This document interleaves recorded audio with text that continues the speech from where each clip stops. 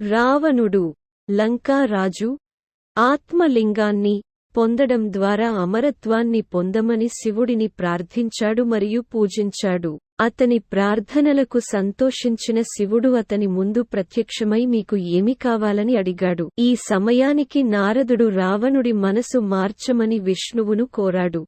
ఈ పన్నాగం ఫలితంగా రావణుడు ఆత్మలింగానికి బదులుగా పార్వతీదేవిని అడుగుతాడు మరియు శివుడు పార్వతిని రావణునికి అందజేస్తాడు. నారదుడు లంకకు తిరిగి వెళ్లేటప్పుడు పార్వతి యొక్క కాళీ అవతారాన్ని చూపిస్తూ రావణుడికి శివుడు అసలు పార్వతిని ఇవ్వలేదని మరియు నిజమైన పార్వతి పాతాళంలో ఉందని చెబుతాడు. రావణుడు కాళిని విడిపించి పాతాళానికి వెళ్లి మండోదరిని నిజమైన పార్వతిగా భావించి వివాహం చేసుకున్నాడు. అతను లంకకు తిరిగి వస్తాడు. అక్కడ అతని తల్లి లింగాన్ని అడుగుతుంది. తాను మోసపోయానని తెలుసుకున్న రావణుడు లింగాన్ని నేలపై నుండి పెకిలించేందుకు అన్ని శక్తిని ప్రయోగించాడు. ఆ అపారమైన శక్తి అంతా ఆత్మలింగాన్ని ముక్కలుగా చేసి అందులో ఒక ముక్క కందుక గిరిలో పడింది. ఇక్కడే మురుడేశ్వర్ యొక్క ప్రధాన ఆలయం నిర్మించబడింది.